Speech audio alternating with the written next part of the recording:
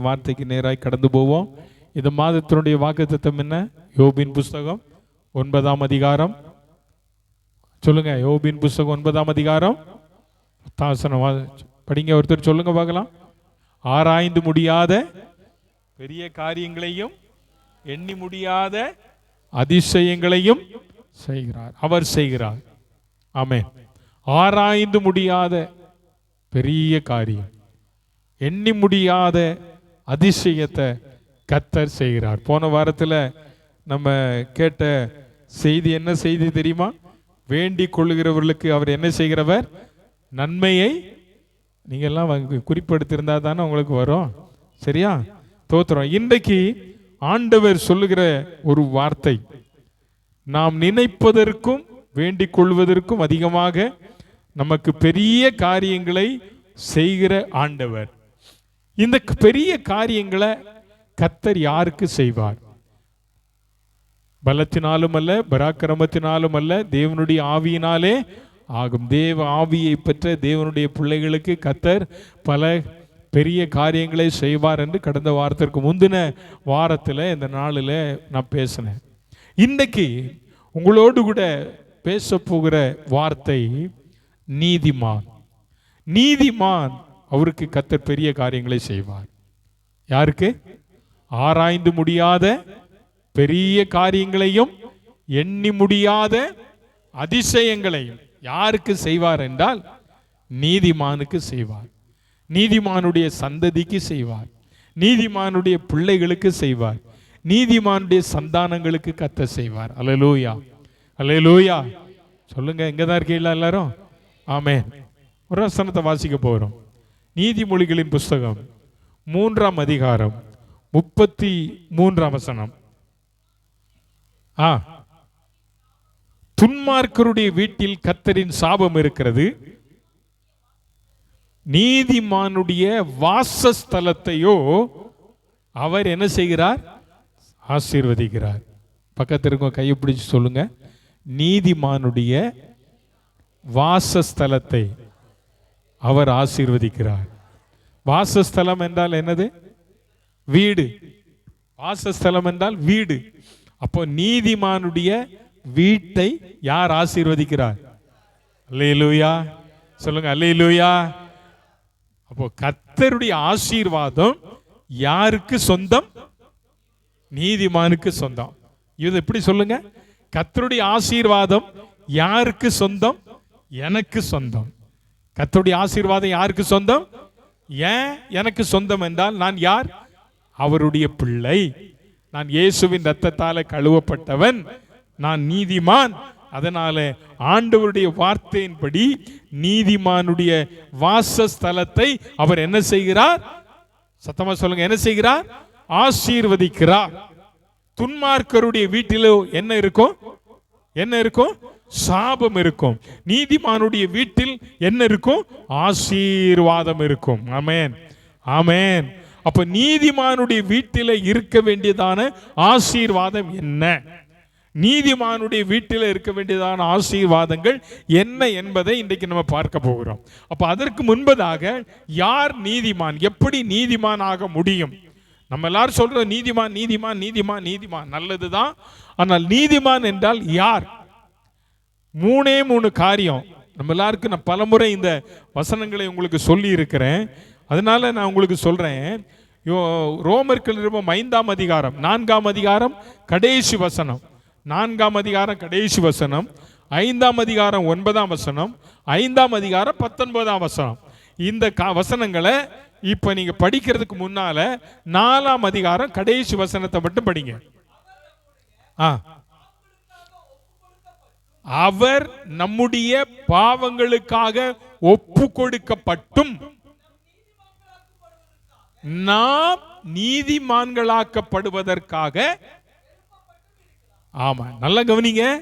நாம் எப்படி நீதிமான்களாக்கப்பட்டோம் என்றால் இயேசு மரித்தார், அவர் உயிரோடு எழுந்ததுனால நான் யார் ஆக்கப்பட்டிருக்கிறேன்? சத்தமா சொல்லுங்க. அப்படித்தானே சொல்லுது அந்த வசனம். அப்படி சொல்லிட்டு அடுத்த வசனத்துல சொல்றாரு இப்படி இருக்க. அப்படிதானே? அப்படிதானே அந்த வசனம் ஆரம்பிக்க. எப்படி இருக்கு? விதமாகவா? இப்படி இருக்க இவ்விதமாக. இவ்விதமாக நான் கேட்கிறேன், எவ்விதமாக? எவ்விதமாக? ஐயா, முந்தின வசனத்தில் என்ன சொல்றாரு பவுல்? அவர் நமக்காக மரித்தார், அவர் நமக்காக எழுப்பப்பட்டார், இவ்விதமாக அவர் உயிர் தெழுந்தார் என்பதை நாம் விசுவாசித்ததினாலே நாம் யாராய் மாறி இருக்கிறோம்? நீதிமானாய் மாறி இருக்கிறோம். அப்போ இயேசுவின் உயிர்த்தெழுதலை யார் யார் விசுவாசிக்கிறார்களோ அவர்கள் யார்? அவர்கள் யார்? பக்கத்தில் இருக்க கையை பிடிச்சு கேளுங்க, நீங்க இயேசுவின் உயிர்த்தெழுதலை நம்புகிறீங்களா? ஆமே, நம்புறேன் அப்படின்னு சொல்லுங்க. நம்புறேன்.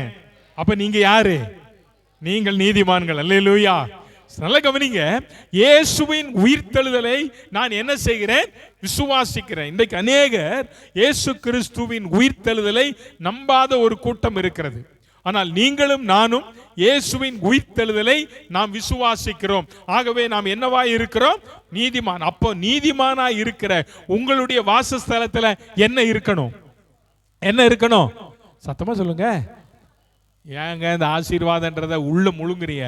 சத்தமா சொல்லணும், ஆசீர்வாதம். ஆமென். அல்லேலூயா. கர்த்தர் நல்லவர். அப்போ நம்ம நீதிமானாக்கப்படவில்லை என்றால் தேவனுடைய ஆசீர்வாதம் நம்முடைய வீட்டில் இருக்கவே இருக்காது. இப்ப இன்றைக்கு நமக்குள்ளே, நம்முடைய வாசஸ்தலத்துக்குள்ளே இருக்கிற சகல விதமான ஆசீர்வாதங்களுக்கும் காரணர் நீங்களா, கர்த்தரா? என் காது கேட்கல. ஆண்டவர். ஆமென். நாம் ஆராதிக்கிற ஆண்டவர். அல்லேலூயா. நம்முடைய வீட்டில் இருக்கிற ஒவ்வொன்றுக்கும் காரணக்கர்த்தா யார்தான்? அவர் தாங்க. அவர் நம்மை நீதிமானாக்கினபடியினாலே நம்முடைய வாசஸ்தலத்தை அவர் என்ன செய்திருக்கிறார்? ஆசீர்வதித்திருக்கிறார். 9ஆம் வசனம் சொல்லப்படுகிறது, அவருடைய இரத்தத்தினாலே நாம் என்னவாக்கப்பட்டிருக்கிறோம்? நீதிமான்களாக்கப்பட்டிருக்கிறோம். இயேசுவின் ரத்தத்தினாலே. இயேசு கிறிஸ்துவின் ரத்தம் சகல பாவங்களை நீக்கி நம்ம என்ன செய்கிறது? அப்ப சுத்திகரிக்கப்பட்டதினாலே, இயேசுவின் ரத்தத்தினாலே நான் கழுவப்பட்டதினாலே நான் என்னவா இருக்கிறேன்? நீதிமானாய். எல்லாம் சாப்பிட்டு வந்தீங்களா? சாப்பிடாம இருந்தீங்களா? பேசுங்களேன். கொஞ்சம் பேசக்கூடிய ஒரு இடம். எந்த இடம்?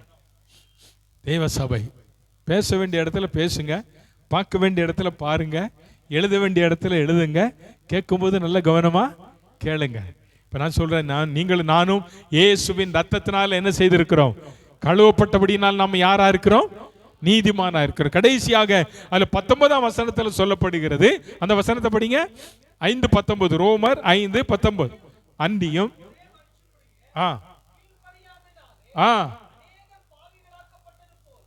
போல போல நல்ல கவனிங்க. போல யார போல? ஒரு மனுஷனை போல. யார போல? அந்த ஒரு மனுஷன் யாரு? ஆதாம். அந்த ஒரே மனுஷனுடைய கீழ்ப்படியாமையினாலே எல்லாரும் என்னவாக்கப்பட்டாங்களாம்? பாவிகளாக்கப்பட்டது போல ஒருவருடைய கீழ்ப்படிதல். யார் அவரு? இயேசு கிறிஸ்து. ஆமென். அல்லேலூயா. அவர் தேவ குமாரனாய் இருந்தும் மனுஷ சாயலானார். அவர் சிலுவையின் மரண பரியந்தம் தம்மை என்ன செய்தார்? கீழ்ப்படிந்தவராகி என்று பவுல் பிலிப்பியர் நிருபத்தில் சொல்றார். அப்ப இங்க சொல்லப்பட்டிருக்கிற வார்த்தை, ஒருவருடைய கீழ்ப்படியாமையினாலே பாவம், ஒருவருடைய கீழ்ப்படிதலினாலே நமக்கு என்ன கிடைத்தது? ரட்சிப்பு, நீதிமான். ஆமா. அப்போ அவருடைய கீழ்ப்படிதல் தான் நம்ம என்னவாய் மாறி இருக்கு. அப்ப நான் கேட்கிறேன், இன்னைக்கு நீங்க சொன்னீங்கல்ல நாங்கெல்லாம் நீதிமான் அப்படின்னு சொன்ன இல்லையா? சொன்ன நீ உங்ககிட்ட இன்னைக்கு ஒரு கேள்வி கேட்கிறேன். இந்த 3 காரியமும் உங்களுக்குள்ள இருக்கா? விசுவாசம் இருக்கா? இயேசு உயிர் தெழுந்தார் என்ற நம்பிக்கை உங்களுக்குள்ள இருக்கா? ஆமேன்ல இருக்கான்னு கேட்டா இருக்குன்னு சொல்லணும். இருக்கா? அப்ப நீங்க நீதிமான். தைரியமா சொல்லுங்க, நான் நீதிமான். அப்படியே ரத்தத்தினாலே கழுவப்பட்டிருக்கிறீர்களா? ஆம், ஆம். நான் யாரு? நீதிமான். 3வது, இயேசு எனக்காக பிதாவின் வார்த்தைக்கு கீழ்ப்படிந்தது போல நானும் இயேசுவின் வார்த்தைக்கு கீழ்ப்படிந்தபடினால நான் யாரா இருக்கிறேன்? நான் யாரா இருக்கிறேன்? அப்ப நீதிமானுடைய வாசஸ்தலத்தையோ கர்த்தர் என்ன செய்கிறாரா? சத்தமா சொல்லுங்க, என்ன செய்கிறார்? ஆசீர்வதிக்கிறார். வாசஸ்தலம் நம்முடைய வீடு, ஆசீர்வதிக்கப்பட்டிருக்கிற வீடு. வீடு என்று சொல்லும் போது குடும்பம், அப்படிதானே? குடும்பம், நம்ம வாழுகிறதான வீடு ஒரு குடும்பம். குடும்பம் நல்லது. ஒரு குடும்பம் பல்கலைக்கழகம் அப்படின்னு சொல்றானுங்க உலகத்தான். நான் சொல்றேன், இயேசு நம்முடைய வீட்டில் இருந்தா நம்ம வீடும் ஒரு பல்கலைக்கழகமா தான் இருக்கும், அது ஒரு யூனிவர்சிட்டியா தான் இருக்கும். அல்லேலூயா, சத்தமா சொல்லுங்க ஆமென். அப்ப நம்ம வீட்டுக்குள்ள யார் இருக்கணும்? இயேசு இருக்கணும். நம்ம யாரு? இயேசுவின். அப்ப நம்ம கூட யார் இருப்பா? வேற யார் இருப்பாங்களா? சத்தமா சொல்லுங்க. சில வீட்டுக்குள்ள நான் இயேசுவின் பிள்ளை தான் அப்படின்னு வேற ஆட்கள் எல்லாம் இருக்காங்க. என்ன இன்னைக்கு இந்த வீட்டு நம்ம வீட்டுக்குள்ள இன்னைக்கு ஆண்டவர் விரும்புற காரியம் என்ன? உன்னுடைய வீட்டை தேவன் என்ன செய்ய விரும்புகிறார்? என்ன செய்ய விரும்புகிறார்? ஆசீர்வதிக்க விரும்புகிறார். நீதிமானுடைய வாசஸ்தலத்தை கர்த்தர் என்ன செய்வாராம்? ஆசீர்வதிப்பார். அப்படியானால் நீதிமானுடைய கூடாரத்தில் இன்னைக்கு வாஸ்த சங்கீதத்தின் கடைசி வசனம் என்ன வசனம்? நீதிமானுடைய கூடாரத்தில் ரட்சிப்பின் கர்த்தருடைய வலதுகரம் பராக்கிரமம். பாருங்க, நீதிமானுடைய கூடாரத்துக்குள்ள அப்ப என்ன இருக்கணும்? கம்பீர சத்தம், டாம் டுமீர் அப்படி இல்லை. இயேசுவை குறித்ததான நல்ல பாடல், இயேசுவை குறித்த காரியங்கள், தோத்திரம் இருக்கட்டும். இன்னைக்கு 4 காரியத்தை உங்கள் மத்தியில் சொல்ல விரும்புகிறேன். நீதிமானுடைய கூடாரத்தில் இருக்க வேண்டிய 4 காரியம். 1 ரட்சிப்பு, 2 சமாதானம், 3 சுகம், 4 பொக்கிஷம். சொல்லுங்க, முதல்ல என்னது? ரட்சிப்பு. சத்தமா சொல்லுங்க, ரட்சிப்பு. 2வதாக சமாதானம், 3வதாக சொல்லுங்க சுகம், 4வதாக பொக்கிஷன். என்ன அர்த்தம்? ஐஸ்வர்யம், ஆஸ்தி, பொருள், தோத்திரம். இது 4ம் ஒரு நீதிமானுடைய வீட்டுக்குள்ள இருக்கணும். எதெல்லாம் இருக்கணும்? ரட்சிப்பு, சமாதானம், சுகம், பொக்கிஷம். இப்ப படிங்க. முதலாவதாக ரட்சிப்பு. ரட்சிப்பு நம்ம வீட்டுக்குள்ள இருக்கா? லூக்கா எழுதின சுவிசேஷம் 19ஆம் அதிகாரம் 5ஆம் வசனம் 9ஆம் வசனம். எல்லாருக்கும் தெரிந்த வேத பகுதி. இயேசு அந்த இடத்தில் வந்தபோது அண்ணாந்து பார்த்து அவனை கண்டு, சகைவே சீக்கிரமா இறங்கி வா. ஆமென். இன்றைக்கு நான் உன் வீட்டில் என்ன செய்யணும்? தங்க வேண்டும். நல்லா கவனிங்க. போதும் பிரதர், நான் அடுத்து படிக்கலாம். எரிகோ வீதி வழியா இயேசு போகிறார். நமக்கு எல்லாருக்கும் தெரிந்த கதை இந்த கதை. ஆனா எரிகோவில் எவ்வளவு மக்கள் இருக்கிறாங்க. இந்த எரிகோ யோசுவாவின் நாட்களில் சபிக்கப்பட்டதான ஒரு பட்டணம். அந்த பட்டணத்தை தோத்திரத்தினாலே துதியினாலே உடைத்தார்கள் இஸ்ரவேல் ஜனங்கள். அப்ப யோசுவா ஒரு காரியம் சொன்னார். இந்த பட்டணத்தை கட்ட நினைக்கிறவன் கல்லு போடும் போது அவன் மூத்தவன் என்ன செஞ்சிருவான்? செத்து போயிருவான். அதே மாதிரி நடந்திருக்கு, நீங்க வேதத்தில் படிச்சீங்கன்னா தெரியும். சோ இப்படிப்பட்ட ஒரு கிராமத்துல ஒரு மனிதன் இருக்கிறார். அவனுடைய பெயர் சகேயு. அவன் ஆயக்காரன், நல்ல வேலை இருக்கு, எல்லாம் இருக்கு. ஆனா இப்ப அவனுடைய எண்ணம் என்ன தெரியுமா? இயேசுவை என்ன செய்யணும்? பார்க்கணும். இயேசு அந்த கிராமத்துக்கு வருகிறார் என்பதை கேள்விப்பட்டு அந்த சகேயு இயேசுவை பார்க்க அவன் என்ன செய்தான்? வகை தேடினான். எப்படியெல்லாம் இயேசுவை பார்க்கலாம், இயேசுவை பார்க்கிறதுக்கு என்னெல்லாம் செய்யலாம் அப்படின்னு தேடி பார்த்தான். கடைசியில் அவனுக்கு ஒரு வழி தெரிஞ்சது. என்ன வழி தெரியுமா? அந்த ஊர்ல ஒரு காட்டத்தி மரம் இருந்துச்சு. அந்த மரத்து மேல என்ன செஞ்சுட்டான்? ஏறி உட்காந்துட்டான். இப்ப அந்த வழியாகவே இயேசு வாரார்.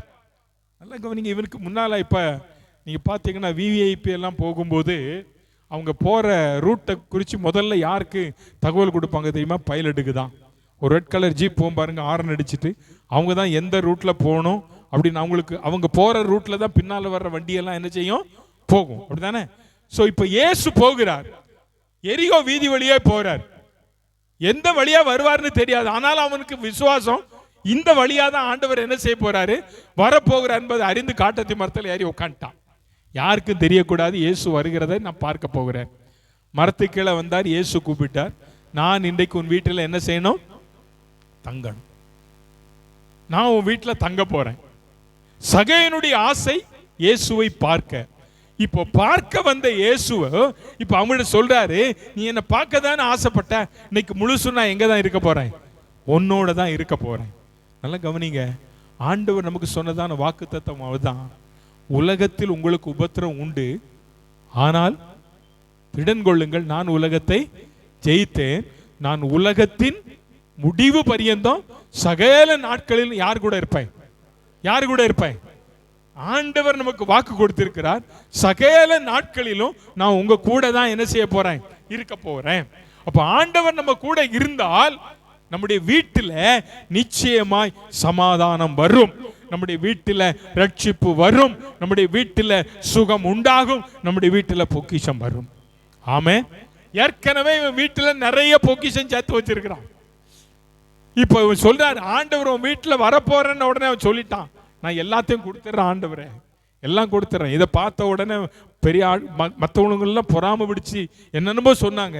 ஆனால் 5ஆம் வசனத்தில் நம்ம இன்னைக்கு 9ஆம் வசனத்தில் நம்ம அதில் வாசிக்கும் போது அழகா அங்கே சொல்லப்பட்டிருக்கிற வார்த்தை என்ன தெரியுமா? 9வது வசனத்தில் இயேசு அவனை நோக்கி, யாரை நோக்கி, யாரை நோக்கி?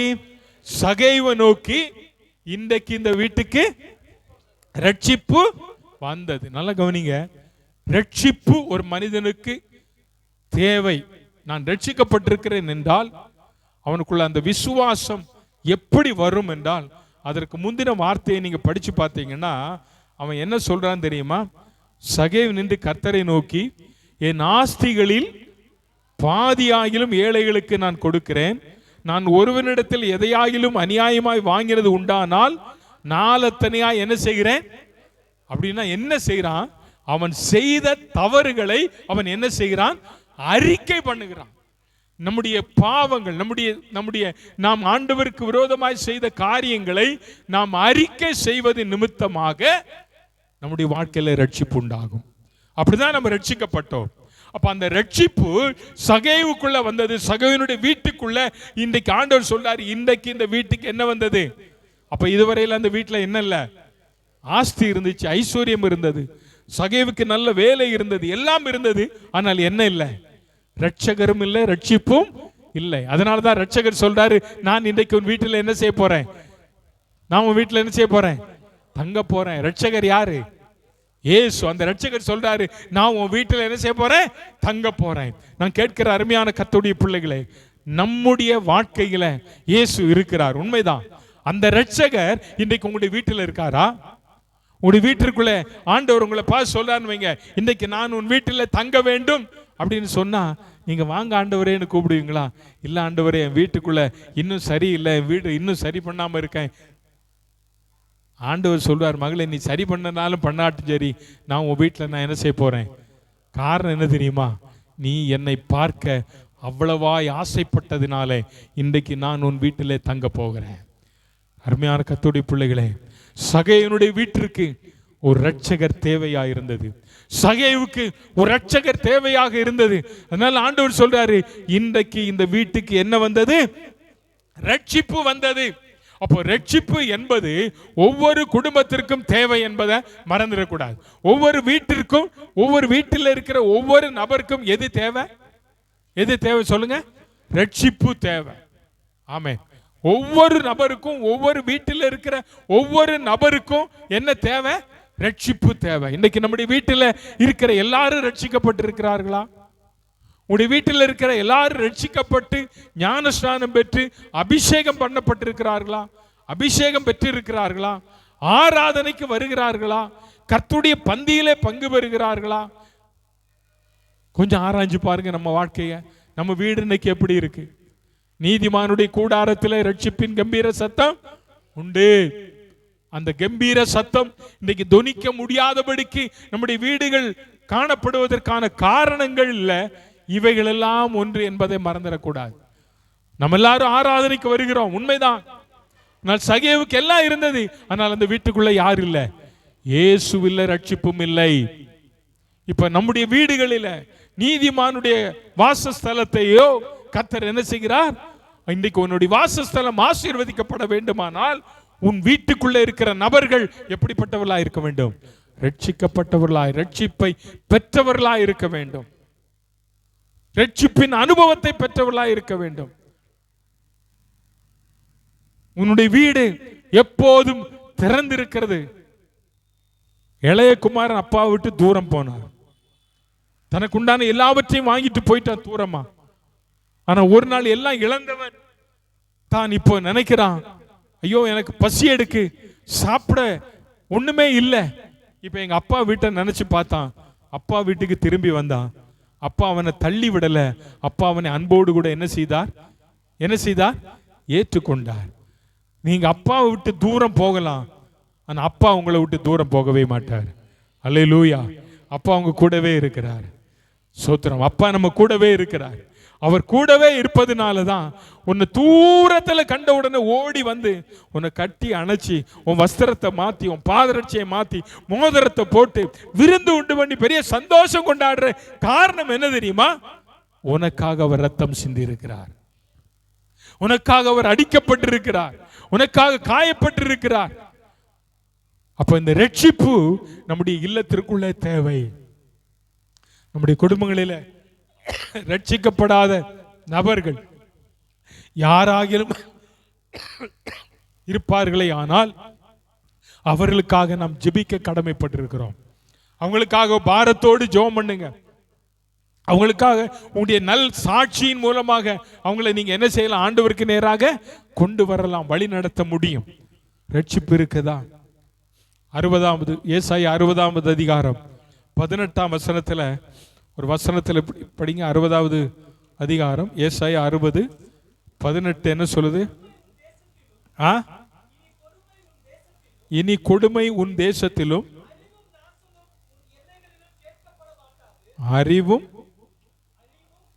அழிவா அறிவாமா? Okay okay.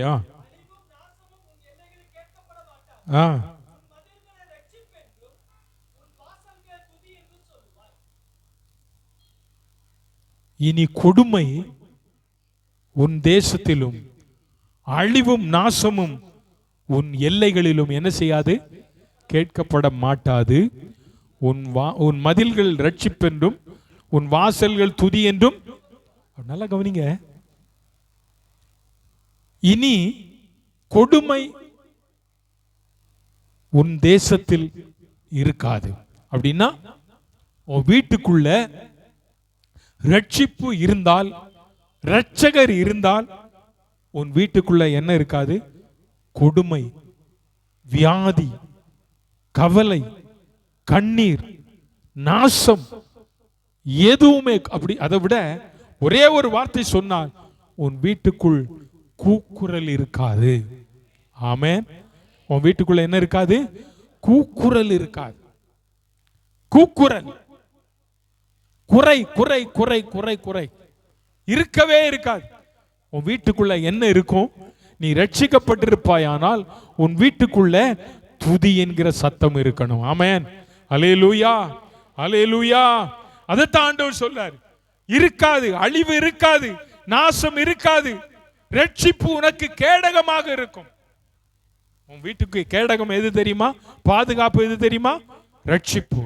அதனாலதான் 91ஆம் சங்கீதத்தில் சொல்றாரு, வாதை உன் கூடாரத்தை அணுகாது, பொல்லாப்பு உனக்கு நேரிடாது. உன் பக்கத்தில் 1000 பேரும் உன் வலதுபுறத்தில் 10,000 பேரும் விழுந்தாலும் அது உன்னை ஒன்றும் அணுகா, சேதப்படுத்தாதுங்க. ஏன் தெரியுமா? ரட்சிப்பு உனக்கு மதிலா இருக்கு. அல்லேலூயா. ரட்சிப்பு தந்த ரட்சகர் உனக்கு பாதுகாப்பா இருக்கிறார். தாவீது அதான் சொல்றார், கர்த்தர் என் பலனும் என் கீதமுமானவர், நான் யாருக்கு அஞ்சுவேன். இன்னைக்கு வாசித்தோமே 118ஆம் சங்கீதம். அதுல ஒரு வசனம் இருக்கு, மனுஷனை நம்புவதை பார்க்கிலும். அதுதான் பைபிள்ல சென்டர் வசனம்.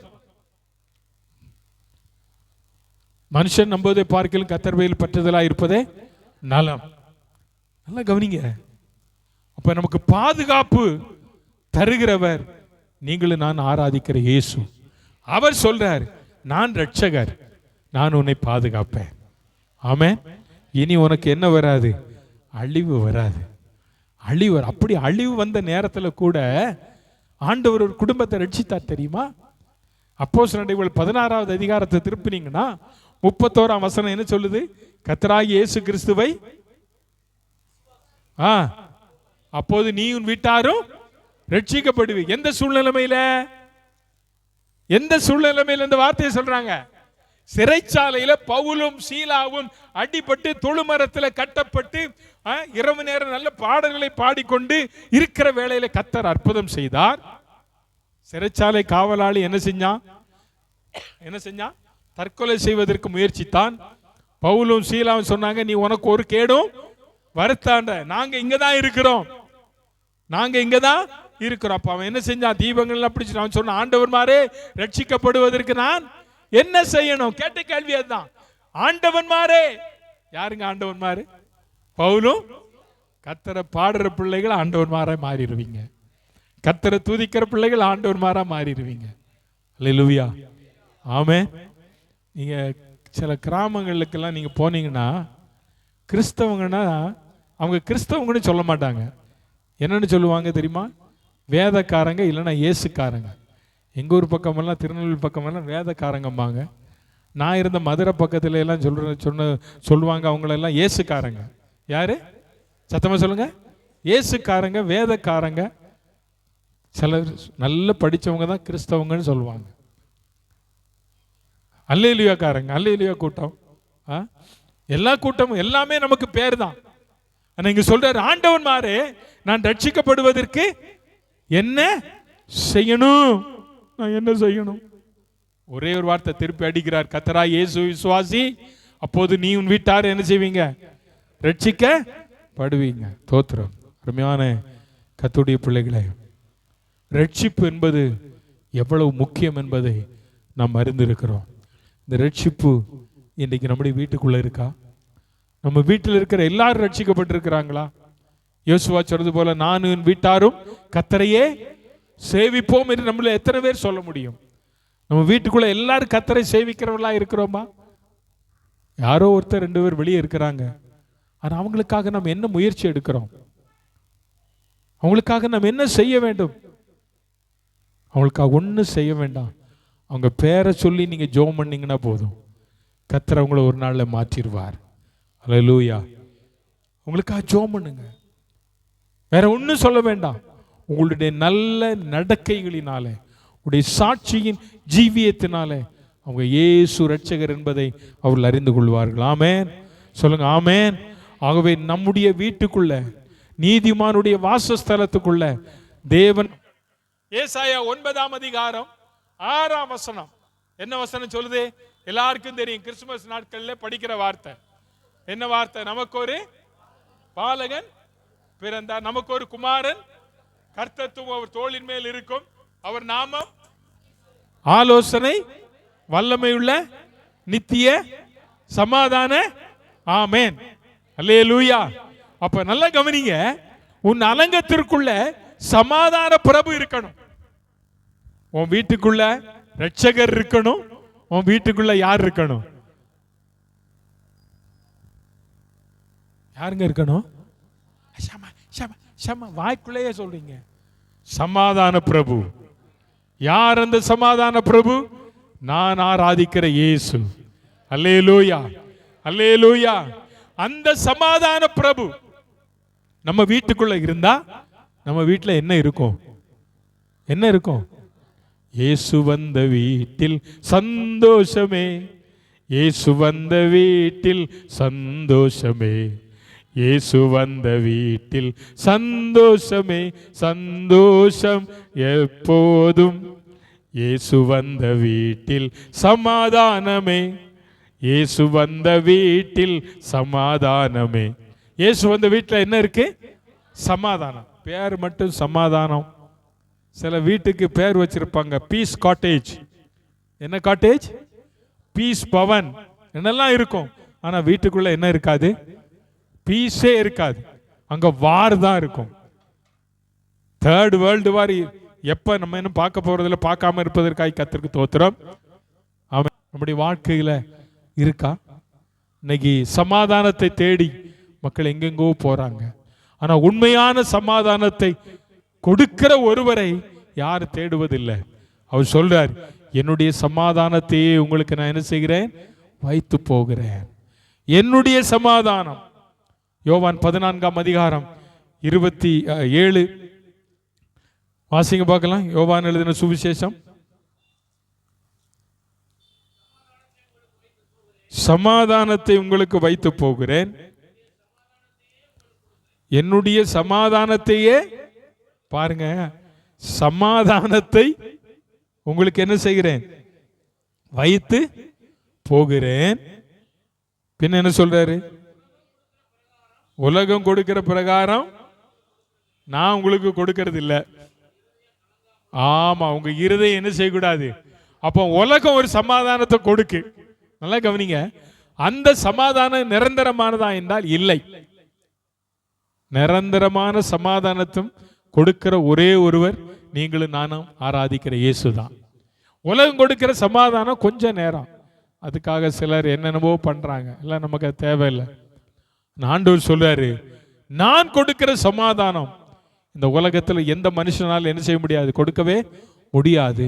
நான் உங்களுக்கு சமாதானம் கொடுத்தா உங்க இருதயம் என்ன செய்யாது, கலங்காது.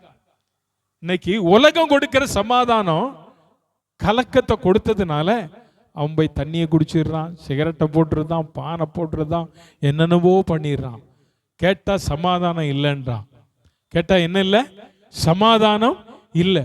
ஆனா ஆண்டவர் சொல்றார், என்னுடைய சமாதானத்தையே நான் உங்களுக்கு என்ன செய்கிறேன், வைத்து போகிறேன். நமக்கு தந்துட்டு போயிருக்காருங்க. இந்த சமாதானத்தை இந்த நாளில் நம்ம என்ன செய்ய வேண்டும், காத்து கொள்ள வேண்டும். இந்த சமாதானம் நம்முடைய குடும்பத்தில் இருக்கா? நம்முடைய குடும்பங்களில் இயேசு இருந்தால் நம்முடைய குடும்பத்தில் என்ன இருக்கும், என்ன இருக்கும்? அவன் இனி யாரும் எனக்கு சமாதானமே இல்லைன்னு சொன்னீங்கன்னா உங்க கூட யார் இல்லைன்னு அர்த்தம்? உங்க வீட்டில் யார் இல்லை? 20ஆம் அதிகாரம் 19 வாசிங்க. 20வது அதிகாரம் 19ஆம் வசனத்தை. வாரத்தின் முதல் நாளாகிய அன்றைய தினம் சாயங்கால வேளையில் சீஷர்கள் கூடியிருந்த இடத்தில் யூதருக்கு பயந்ததினாலே கதவுகள் பூட்டி இருக்கையில் இயேசு வந்து நடுவே நின்று, உங்களுக்கு என்ன உண்டாவதாக? எந்த கூட்டத்துக்கு வந்து நிற்கிறார் இப்ப? பயந்த கூட்டம். யார் இந்த கூட்டம்? சீஷர்கள் கூட்டம். இந்த சீஷர்கள் கூட்டம் இயேசு மரித்து அடக்கம் பண்ணப்பட்டு உயிர் தெழுந்துட்டாரு. ஆனாலும் இவர்களுக்குள்ள என்ன இருக்கு? பயம். பயம். என்னுடைய சமாதானத்தை உங்களுக்கு வைத்து போகிறேன் என்று சொன்னவர், இவங்க பயத்தினால இவங்க போய் ஒளிஞ்சு உட்கார்ந்து இருக்கிறான். அங்க வந்து ஆண்டவர் சொல்றாரு, கதவு பூட்டி இருக்கு. அங்க வந்து ஆண்டவர் சொல்றாரு, உங்களுக்கு என்ன உண்டாவதாக? அப்போ உன் வீடு பூட்டப்பட்டு இருந்தாலும் உன் வீட்டுக்குள்ள யார் வருவார்? இயேசு வருவார். அங்க வந்து முதல்ல சொல்ற வார்த்தை, உனக்கு என்ன உண்டாவதாக? மத்தேயு எழுதின சுவிசேஷம் 10ஆம் அதிகாரத்தில் பயத்தில் வாசிக்கிறோம், நீங்கள் ஒரு வீட்டுக்குள் பிரவேசிக்கும் போது அந்த வீட்டை என்ன செய்யுங்க, ஆசீர்வதிங்கள்னு ஆண்டவர் சொன்னார். சீசர்களை பார்த்து சொன்னார், நீங்க புறப்பட்டு போகும்போது, நீங்க பார்க்கும்போது, ஒரு வீட்டுக்குள் பிரவேசிக்கும் போது அந்த வீட்டை நீங்கள் என்ன செய்யணும், என்ன செய்யணும்? ஆசீர்வதிக்கணும். அந்த வீட்டை ஆசீர்வதிங்கன்னு சொன்னார். அந்த வீட்டை ஆசீர்வதிங்க. இப்ப இங்க சொல்றாரு, என்ன சொல்றாரு? உங்களுக்கு சமாதானம், உங்களுக்கு என்ன உண்டாவதாக? சமாதானம். ஆண்டவர் யாரை பார்த்து இந்த வார்த்தை சொன்னா? சீசர்களை பார்த்து. இப்ப சீசர்களுக்கு இந்த சமாதானம் இல்லாமல் போவதற்கு காரணம் என்ன? பயம். Very good. பயத்தினால அவங்களுக்கு என்ன இல்லாம போயிட்டு. ஆமா, இன்னைக்கு உனக்குள்ள பயம் வந்தாலே உன் வாழ்க்கையில என்ன போயிடும்? பயத்தை கொண்டு வருகிறவன் யாரு? பிசாசு. சமாதானத்தை கொடுக்கிறவர் யாரு? அப்ப இயேசு உனக்குள்ள இல்லைன்னா உனக்கு கலக்கம் வந்துடும். எனக்கு சமாதானமே இல்லையா? சமாதானமே இல்லை பாஸ்டர். ஏன் பாஸ்டர்? இயேசு உனக்குள்ள இல்லை, சமாதான காரணம் உனக்குள்ள இல்லை. அப்போ நம்முடைய அலங்கத்துக்குள்ள என்ன இருக்கணும்? சமாதான பிரபு இருக்கணும்.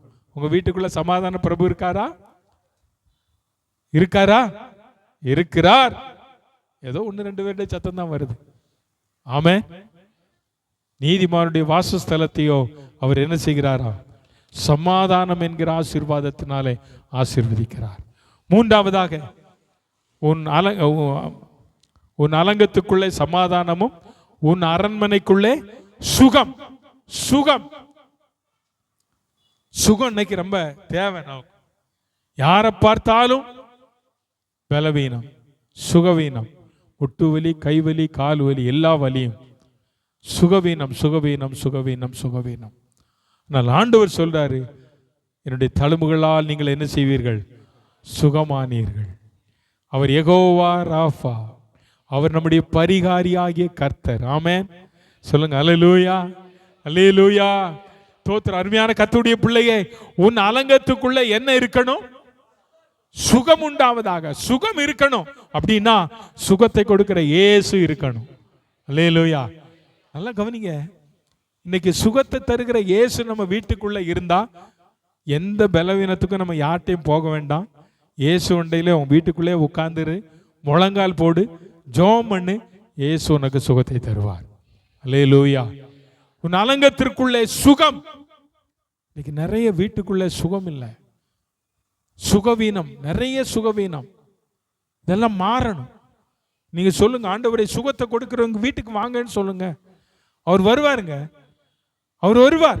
அவர் சுகத்தை கொடுக்கிறவர். நானே உன் பரிகாரியாகிய கர்த்தர். பவுல பார்த்து சொன்னார், என் கிருபை உனக்கு போதும். இப்படி எல்லாம் ஆண்டவர் சொல்றாருல. உன் அலங்கத்துக்குள்ளே சுகம் உண்டாவதாக. இன்னைக்கு சுகம் இருக்கா வீட்டுல?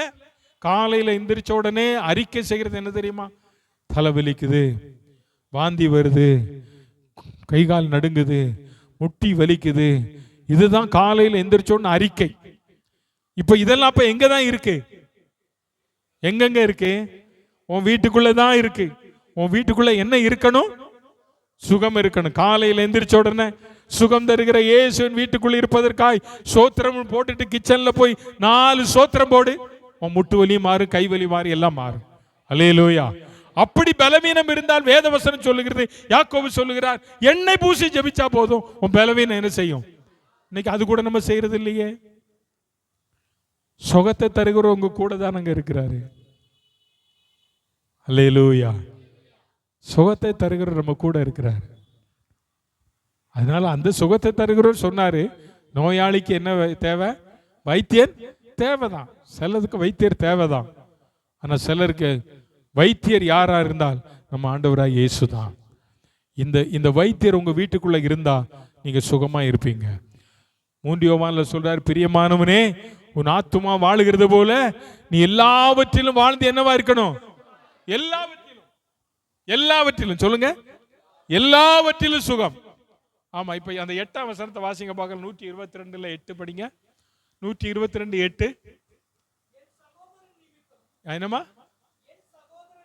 என் சகோதரர் நிமித்தம், என் சிநேகிதர் நிமித்தம். ஆமா, பாருங்க, நல்லா கவனிங்க. அதுல ஒரு வார்த்தை சொல்ல விட்டுட்டேன். உன் சகோதரர் நிமித்தம், நிமித்தமும் உனக்கு என்ன வரணும்? சமாதானம் வரணும். நம்ம அலங்கத்திற்குள்ளே தேவன் சுகத்தை என்ன செய்கிறவர்? தருகிறவர். 4ஆம் சங்கீதம் 8ஆம் வசனம். 4ஆம் சங்கீதம் 8ஆம் வசனம் வாசிங்க. 4ஆம் சங்கீதம் 8ஆம் வசனத்துல சங்கீதக்காரனாய் தாவீது ஒரு அருமையான வார்த்தை சொல்றார் பாருங்க. பிரதர் சொல்லுங்க, பிரதர் படிங்க பிரதர். சமாதானத்தோடே படுத்துக்கொண்டு நித்திரை செய்வேன் கர்த்தாவே, நீர் ஒருவரே என்னை சுகமாய் என்ன செய்கிறீர்? சுகமாய். நான் சமாதானத்தோடு என்ன செய்வேன்? படுத்து. இன்னைக்கு நம்ம தூக்கத்தில் சமாதானம் இருக்கா? இன்னைக்கு ஏன் தூக்கம் வரல? சமாதானம் இல்லை. சிலருக்கு எதனால தூக்கம் வரல தெரியுமா? முந்தின வசனத்தை வாசிங்க. அநேகருக்கு, அவர்களுக்கு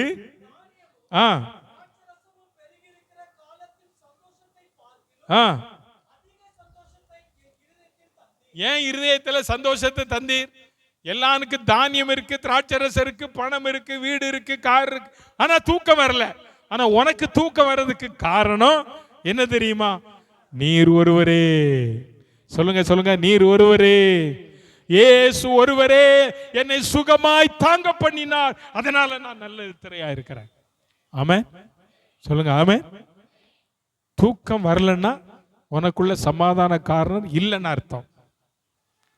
நான் அடிக்கடி சொல்லுவேன்ல, எனக்கு நிறைய பிரச்சனைகள், ஸ்ட்ரெஸ் அப்படி வந்துனா ராத்திரி படுக்கும்போது ஒன்னே ஒன்று சொல்லுவேன், ஆண்டவரே இவை ஒன்றும் என்னால் என்ன செய்ய முடியாது, தாங்க முடியாது, எனக்கு என்ன வேணும், நல்ல தூக்கம் வேணும் அப்படின்னு தலைமையில கையை வச்சுட்டு ஜோம் பண்ணிட்டு படுப்பேன். அன்னைக்கு தூங்குற மாதிரி ஒரு நாள் நான் என்ன செய்யறதில்லை. என்னை சுகமாய் தாங்க பண்ணுகிறவர் என்னோடு கூட இருக்கிறார். உன்னை சுகப்படுத்துகிற இயேசு உன் வீட்டுக்குள்ள இருக்கிறார் என்பதை நீ மறந்து விடாதே. அவர் நல்ல பரிகாரி, நல்ல மருத்துவர், நல்ல பரிகாரி. இயேசு என் பரிகாரி. உன்னை சுகமாக்குற யெகோவா ராஃபா. உன் அலங்கத்துக்குள்ளே உனக்கு எதை தருகிறவராய் இருக்கிறார்? சுகத்தை தருகிறவர், சமாதானத்தை தருகிறவர். இந்த இயேசு உன்னோடு கூட இருக்கிறாரா? உன் அலங்கத்துக்குள்ள இருக்கிறாரா? உன் பிள்ளைகளுக்குள்ள இருக்கிறாரா? சுகத்தை தாரும். இன்னைக்கு ஒருவேளை நீங்க பலவீனமா இந்த இடத்துல வந்திருப்பீர்களானால் இன்னைக்கு போறதுக்குள்ள ஜெபம் பண்ணணும். ஆண்டவரே, எனக்கு சுகத்தை தாரும். என் வீட்டுக்குள்ள யாராயிலும் சுகவீனமா இருந்தா எனக்குள்ள நீ தந்திருக்கிற அந்த அபிஷேகத்தினால நான் ஜெபிக்கும் போது என் வீட்டில் என்ன செய்யணும்? சுகம். என் வீட்டில் யாரும் வியாதியா இருக்கக்கூடாது. யாரும் என்னவா இருக்கக்கூடாது. இது நடக்குமா ஐயான்னு கேட்ட நடக்கும். ஆமென். நீ விசுவாசித்தால் தேவனுடைய மகிமையை காண்பாய். விசுவாசத்தோட அறிக்கை பண்ணுங்க, அவர் சொல்ல ஆகும். ஆமென். கடைசியா அவர் சொல்ற வார்த்தை பொக்கிஷம். என்னது? பொக்கிஷம். நீதிமொழியின் புஸ்தகம் 16ஆம் அதிகாரம், 15ஆம் அதிகாரம் 6ஆம் வசனம் வாசிங்க. 15:6. நீதிமானுடைய வீட்டில் அதிக பொக்கிஷம் உண்டு. தோத்திரம். அதிக பொக்கிஷம் உண்டு, துன்பம் உண்டு. யார் வீட்டில் அதிக பொக்கிஷம்? சத்தமா சொல்லுங்க. யாருக்கு அதிக துன்பம்? யாருக்கு? யார் வீட்டில் துன்பம்? ஏன் பேச மாட்டேங்க? நீதிமானுடைய வீட்டில் என்ன இருக்கிறதா? அதிக பொக்கிஷம் இருக்கு. பொக்கிஷம்னு சொன்னா என்னது? எல்லாமே எல்லாமே இருக்கு. உன் வீட்டுக்குள்ள வந்தாலே, உன் வீட்டை பார்த்தாலே சொல்லணும், இது யாருடைய வீடு? நீதிமானுடைய வீடு. வீடு யாருடைய வீடு? நீதிமானுடைய வீடு. அதிக பொக்கிஷம், அதிகம். சில வீடுல பாத்தீங்கன்னா நிறைய யூஸ் பண்ணாமலே நிறைய பொருள் எல்லாம் இருக்குல்ல, அப்படிதானே? நிறைய இருக்கு. ஒவ்வொரு வீட்லயும் போய் கணக்கெடுத்து பார்த்தா இந்த சென்சஸ் கணக்கெடுக்கிற மாதிரி நம்ம விசுவாசிகள் வீட்டுக்குள்ள போய் எந்தெந்த வீட்டில எல்லாம் உபயோகப்படுத்தாத பொருட்கள் இருக்கிறது அப்படின்னு ஒரு லிஸ்ட் எடுத்தா ஒரு பெரிய பட்டியலே போயிடும். இதெல்லாம் யார் கொடுத்ததுங்க? யார் கொடுத்தா? யாருக்கு கொடுத்தா? நீதிமானுக்கு. ஆமென். அல்லேலூயா. நீதிமானுக்கு தான் ஆண்டவர் கொடுப்பார். உன் வீட்டுல பொக்கிஷம் இருக்கா? நீ தைரியமா சொல்லு. சார், எங்கேயோ ஒரு ஊருக்கு போயிருந்தேன். ஒரு அம்மாவுக்கு பேர் இங்கேயா எங்கேயான்னு எனக்கு ஞாபகம் இல்லை. அவங்களுக்கு பேர் வச்சிருந்தாங்க பொக்கிஷம். பிரதர் இங்க தான் நினைக்கிறேன் இல்லையா? ஆமா, பொக்கிஷம். ஒருத்தவங்க பேர் மெக்கா போர்ட்ல இருக்காங்க. தோத்திரம். பொக்கிஷம் அவங்க பேர். எவ்வளவு அருமையான வார்த்தை தெரியுமா? இல்ல? ஆமா. நேற்று ஒரு புஸ்தகத்தை படிச்சுக்கிட்டு இருந்ததுல இந்த நிறைய ஆர்சிக்காரங்க தெரேசான்னு பேர் வைப்பாங்க இல்லையா? தெரேசா கேட்டிருக்கீங்களா? நீங்க அப்படி பேர் வச்சிருக்கவங்கள நீங்க பார்த்து இந்த தெரேசானா என்னமா அர்த்தம்னு கேளுங்க. தெரேசானா ரூபவதின்னு அர்த்தமா. எப்படி? ரூபவதி. அவங்க அதை சொல்றது இல்லை, உங்க தெரேசான்னு வச்சிடறாங்க. தெரேசானா என்ன அர்த்தம்? ரூபவதி. ரூபவதின்னு பேர் வச்சா அந்த அம்மா கருப்பா இருந்தா ரூபவதின்னு பேர் வைப்பாங்களா? இல்லை. சோ பொக்கிஷம் நம்ம வீட்டில் இருக்கணும். ஆனா பொக்கிஷம் நம்ம வீட்டில் இருக்கும்போது இன்னொரு வீட்டில் போய் பொக்கிஷத்துக்கு கை நீட்டலாமா? நீட்டக்கூடாது. நீ நீட்டினா யாரு? கீழே இருக்குது பாருங்க. அடுத்த வார்த்தை, துன்மார்க்கனுடைய வீட்டில் என்ன இருக்கு? என்ன இருக்கு? துன்பத்தினாலதான் போய் கை நீட்டுறோம். உன் வீட்டில் துன்பமே இருக்கக்கூடாது. அல்லேலூயா, அல்லேலூயா. பொக்கிஷத்தை, ஆண்டவர் தந்திருக்கிற பொக்கிஷத்தை பாதுகாக்க வேண்டியது உங்கள் கடமை. ஆண்டவர் தந்திருக்கிற பொக்கிஷத்தை பேணி காக்க வேண்டியது உங்களுடைய கடமை. நீங்க நிறைய பேர் பொக்கிஷத்தை பாதுகாக்கிறதே இல்லை. ஆண்டவர் கொடுத்ததுங்க, எதுவா இருந்தாலும் நம்ம போட்டிருக்கிற ஷர்ட், இது எனக்கு ஆண்டவர் தந்த பொக்கிஷம். இந்த மேட் ஆண்டவர் சபைக்கு தந்த பொக்கிஷம். நீங்க ஆண்டவர் தந்த பொக்கிஷம். நம்ம எல்லாரும் ஆண்டவர் தந்தது. அல்லேலூயா. இதை பேணி காக்க வேண்டியது நம்ம மேல விழுந்திருக்கிற கடமை. எனக்கு எல்லாம் இருக்கு அப்படின்னு சொல்லி பெருமை பாராட்டுவதற்கு அல்ல, பெருமை பாராட்ட வேண்டியது நம் இயேசு ஒருவரை மட்டுமே. அல்லேலூயா, அல்லேலூயா. அருமையான கர்த்தருடைய பிள்ளைகளே, பொக்கிஷம் ரட்சிப்பு என்கிற பொக்கிஷம், அபிஷேகம் என்கிற பொக்கிஷம், வரங்கள் என்கிற பொக்கிஷம், கிருபை என்கிற பொக்கிஷம், தாளந்து என்கிற பொக்கிஷம், இதெல்லாம் நம்ம வீட்டுக்குள்ள இருக்கணும். ஆமென். இதெல்லாம் நம்ம வீட்டில் இருக்கா? நம்ம வீட்டில் இருக்கா? இன்னைக்கு இல்லைன்னு ஆண்டவர்கிட்ட கேளுங்க. ஆண்டவரே நீர் எனக்கு தாரும். ஏன்னா வேதம் சொல்லுகிறது, வெள்ளியும் பொன்னும் உலகமும் அதன் குடிகளும் யாருடையது? யாருடையது? கர்த்தருடையது. கர்த்தரே எல்லாவற்றையும் உருவாக்கினவர். அப்ப நீதிமானுடைய வீட்டை கர்த்தர் என்ன செய்கிறார்? ஒரே ஒரு வசனத்தை மட்டும் வாசித்து ஜெபிக்க விரும்புகிறேன். ஆதியாகமம் 13ஆம் அதிகாரம் அவனுடைய 2ஆம் வசனத்தை ஒரு வாசிங்க பார்க்கலாம். ஆபிரகாம்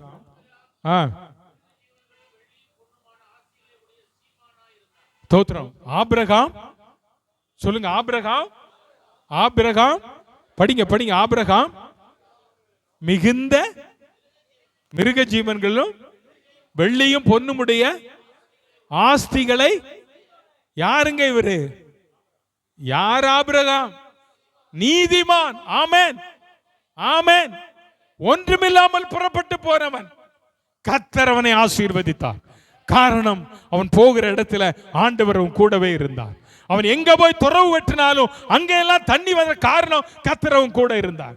ஒன்றுமில்லாமல் எல்லாவற்றையும் விட்டு புறப்பட்டு போ என்று சொன்னதான் ஆபிரகாமை கர்த்தர் ஐஸ்வர்யவானாய், நீதிமானாய், பொக்கிஷதாரியாய், வெள்ளியும் பொன்னும் உடைய சீமானாய் கர்த்தர் மாற்றி இருப்பாரானால் உங்களை என்னை மாற்ற அவரால் முடியும். ஆமென். ஆனால் ஒரே ஒரு கண்டிஷன், நீ நீதிமானா முதல்ல மாறணும். உன்னோடு கூட அவர் இருக்கணும். வீட்டில் அவர் தங்கி இருக்கணும். அவர் தங்கி இருப்பார், ஆனால் நிச்சயம் செய்வார். ஒரே ஒரு வசனத்தை வாசிங்க. 10வது அதிகாரம் 22ஆம் வசனம். நீதிமொழிகள் 10:22 என்ன சொல்லுது? கர்த்தரின் ஆசீர்வாதமே ஐஸ்வர்யத்தை, அதோடு கூட அவர் என்ன செய்ய மாட்டார்? உனக்கு தர்றார் ஆசீர்வாதம், ஐஸ்வர்யம், அது கர்த்தர் தருகிறது. கர்த்தருடைய ஆசீர்வாதம் எதை தரும்? அப்ப ஐஸ்வர்யத்தை தரும். ஆசீர்வாதம் எதை தரும்? சந்தோஷத்தை தரும். ஆசீர்வாதம் வேதனையை தராது. அதோடு அவர் வேதனை என்ன செய்ய மாட்டாராம்? கூட்ட மாட்டார்னு சொல்லப்பட்டிருக்கிறது. அருமையான கர்த்தருடைய பிள்ளைகளே, தைரியமா சொல்லுங்க, என்னை தேவன் ஆசீர்வதித்திருக்கிறார். என்னை வெள்ளியும் பொன்னும் உடைய செல்வ சீமானா கர்த்தர் மாற்றி இருக்கிறார். இப்ப நான் ஒரு கேள்வி கேட்கிறேன். இங்க இருக்கிற யாருக்கிட்ட பொண்ணு இல்லை? பொண்ணு இல்லாதவங்க யாருங்க? அப்படின்னா நான் இப்படி திருப்பி கேட்கிறேன், தங்கம் இல்லாத வீடு அது இங்க இருக்கிறது இல்ல. யார் வீட்டுல தங்கம் இல்லைங்க? ஒரே ஒரு கைதான் உயர்த்தப்படுது. எங்க வீட்டுல என்ன இல்ல சொல்லுங்க? நீங்க என்ன கொடுத்துறவா போறீங்க? நான் கேட்டா நீங்க என்ன கொடுத்துறவா போறீங்க? எனக்கு நீங்க எல்லாம் வச்சுக்காங்க, நல்லது. எல்லார் வீட்டுல என்ன இருக்கு சொல்லுங்க? வெள்ளியும் பொன்னுமுடைய. அப்ப நீங்க யாருங்க? நீங்க பேசாம இருந்தீங்கன்னா இல்லாமலே போயிரும். தைரியமா சொல்லுங்க. யாரோட சொல்? செல்வ சீமான். நம்ம யாரு? 1 பவுன் இருந்தாலும் நீ செல்வ சீமான் தான். 100 பவுன் இருந்தாலும் நீ செல்வ சீமான் தான். ஏன்னா ஆபிரகாமுடைய ஆசீர்வாதம் யாருக்கு உரியது? உங்களுக்கு, எனக்கு உரியது. அல்லேலூயா. ஆபிரகாமை கர்த்தர் செல்வ சீமானாய், சீமானாய் என்ன செய்தாரா? சூப்பர் வார்த்தை சொல்லிட்டீங்க சேகர். வெள்ளியும் பொன்னுமுடைய மிருக ஜீவன் வேணா நமக்கு இல்லாம இருக்கலாம். இங்க வளர்க்க முடியாதனால நமக்கு என்ன இல்லை? மிருக ஜீவன் இல்ல. ஒரு காலத்துல இருந்துச்சு ஆட்டுக்குட்டி, வீட்டுல எல்லாம் இருந்துச்சு. இப்போ ஒரு ஆட்டுக்குட்டியும் காணும் வீட்டுல. எங்க சௌமியா வீட்டுல தான் நம்ம ஆட்டுக்குட்டி இருக்குன்னு நினைக்கிறேன். முன்னால ஜான் ஒத்து பிரதர் வீட்டுக்கு போன ஆட்டுக்குட்டி, தங்கராஜ் வீட்டுக்கு போனால் காலை சுற்றி ஆட்டுக்குட்டி, எல்லா இடத்துலையும் ஆட்டுக்குட்டி இருந்து ஒரு ஆட்டுக்குட்டியும் காணோம். ஆனால் கர்த்தர் நம்மை சீமானாய் வைத்திருக்கிறார். எத்தனை எத்தனை பெரிய பாக்கியம் பாருங்க. ஆபிரகாம் நீதிமான், அப்படித்தானே? அப்படித்தானே? அவர் நீதிமானா? நீதிமான். அந்த நீதிமானுடைய வீட்டில் தங்கம் இருந்துச்சு, செல்வம் இருந்தது, மிருகஜீவன் இருந்தது. அவரை கர்த்தர் சீமானாய் மாத்திட்டார். இன்னைக்கு உங்களை என்னை மாற்ற வல்லவர். ஆராய்ந்து முடியாத பெரிய காரியங்களையும் எண்ணி முடியாத அதிசயங்களையும் செய்கிற ஆண்டவர் உன்னை மாற்றுவாரா மாற்ற மாட்டாரா? செல்வ சீமானாய் மாற்ற அவர் வல்லவர். அல்லேலூயா, அல்லேலூயா. இன்றைக்கு கர்த்தருடைய பிள்ளைகள் நம்முடைய வீட்டில், நீதிமானாகிய நம்முடைய வீட்டில் ரட்சிப்பை தந்தவர் இரட்சகர் இயேசு, சமாதானத்தை தந்தவர் சமாதான பிரபு, சுகத்தை தந்தவர் யெகோவா ராஃபா, பொக்கிஷை தந்தவர் தேவன். தம்முடைய ஐஸ்வர்யத்தின்படி உங்களுடைய குறைவுகள் எல்லாம் நிறைவாக்குகிறவர். வெள்ளியையும் பொன்னும் உடைய தேவன் உனக்கு பொக்கிஷத்தை தந்திருக்கிறார். இந்த பொக்கிஷத்தை பாதுகாத்து ஆண்டவருக்காக வாழ கர்த்தர் உதவி செய்வார். எல்லாரும் எழுந்து நிற்போம், எல்லாரும் எழுந்து நிற்போம். அல்லேலூயா. இந்த கால வேளையில் ஆண்டவருடைய சமூகத்தில் நம்மை தாழ்த்தி ஒப்பு கொடுத்து ஆண்டவரை நோக்கி பார்ப்போமா?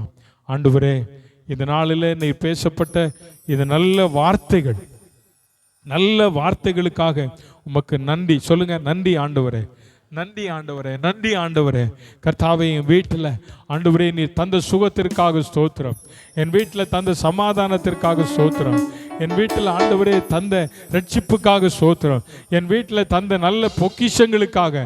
சொல்ல, வாயை திறந்து சொல்லுங்க, நல்ல பொக்கிஷங்கள், நல்ல பொக்கிஷங்கள் ஆண்டவர் உங்களுக்கு தந்திருக்கிறார். வெள்ளியை தந்திருக்கிறார், பொன்னை தந்திருக்கிறார், வீட்டை தந்திருக்கிறார், வீட்டுக்கு தேவையானவற்றை தந்திருக்கிறார், கார் தந்திருக்கிறார், பிள்ளைகளை தந்திருக்கிறார், மனைவியை தந்திருக்கிறார், கணவனை தந்திருக்கிறார், மாமியாரை தந்திருக்கிறார். எல்லாம் பொக்கிஷம் தாங்க, எல்லாம் ஆண்டவர் தந்துதான் நல்ல ஆசீர்வாதம். இதை பேணி காக்க வேண்டியது நம்ம மேல விழுந்த கடமை. ஆகவே ஆண்டவருடைய கரத்தில் இந்த நாளிலே நம்ம ஒப்பு கொடுப்போமா? ஹல்லேலூயா, ஹல்லேலூயா. தேவ கரத்தில் சொல்லுங்க, ஆண்டவரே, ஆண்டவரே, ஆராய்ந்து முடியாத எண்ணி முடியாத அதிசயங்களையும் செய்கிற தேவன் நீர் ஒருவரே. ஆண்டவரே, இந்த காலையில் நாங்கள் கேட்ட வார்த்தையின்படியாய் ஆண்டவரே ஸ்தோத்திரம். எங்கள் வீட்டுக்குள்ளே ரட்சிப்பு வேணாம் ஆண்டவரே. எங்கள் வீட்டில் ரட்சிக்கப்படாமல் யார் ஆகில் இருப்பார்களே, ஆனால் அவனுடைய ரட்சிப்புக்காக இந்த நாளிலிருந்து ஆண்டவரே நான் உண்மையாய் ஜெபிக்க கர்த்தர் எனக்கு உதவி செய்யும். ஆண்டவரே, எங்கள் வீட்டில் பலவீனமாக யாராவது இருப்பார்களானால் இன்னைக்கு கேட்ட வசனத்தின்படி விசுவாசத்தோட நான் என் வீட்டுக்கு போன உடனே அவங்க தலை மேலே கையை வச்சு எண்ணெய் பூசி ஜெபிப்பேன். ஆண்டவரே, நீ அவளுக்கு சுகத்தை தர முடியும். ஆண்டவரே, சுகத்தை தர முடியும். வீட்டுக்குள்ளே சமாதானம் இல்லைன்னா உங்க கூப்பிடுறேன், சமாதான பிரபுவே எங்கள் வீட்டுக்குள்ளே வந்து எங்களுக்கு சமாதானத்தை தாங்கன்னு கேளுங்க. ஆண்டவர் பொக்கிஷத்தோடு கூட உங்கள் வீட்டுக்குள்ளே வருவார். ஆபிரகாமை செல்வ சீமானாய் மாற்றினவர் இன்றைக்கு உங்களை மாற்றவர் வல்லவர் ஆயிருக்கிறாரு. நீதிமானுடைய வாசஸ்தலத்தை நீர் ஆசீர்வதிக்கிறவர். ஒன்றுமில்லாய்மையில் அழைக்கப்பட்டதான ஆபிரகாமை நீர் செல்வச்சீமானாய் மாற்றினீரே, அதே தேவன் இன்றைக்கும் எங்களை அவ்விதமாய் ஆசீர்வதிக்க உம்மால முடியும். அந்த தேவன் என்றென்றைக்கும் உள்ள சதா காலங்களில் நம்முடைய தேவன். எங்களுக்கு தந்த ரட்சிப்புக்காக ஸ்தோத்திரம், எங்களுக்கு தந்த சமாதானத்திற்காக ஸ்தோத்திரம், எங்களுக்கு தந்த சுகத்திற்காக ஸ்தோத்திரம், எங்களுக்கு தந்த நல்ல பொக்கிஷத்திற்காக ஸ்தோத்திரம். ஆண்டவரே, எங்களுக்கு தந்த நல்ல விசுவாசம் என்கிற பொக்கிஷத்தை தந்தீரே, நன்றி.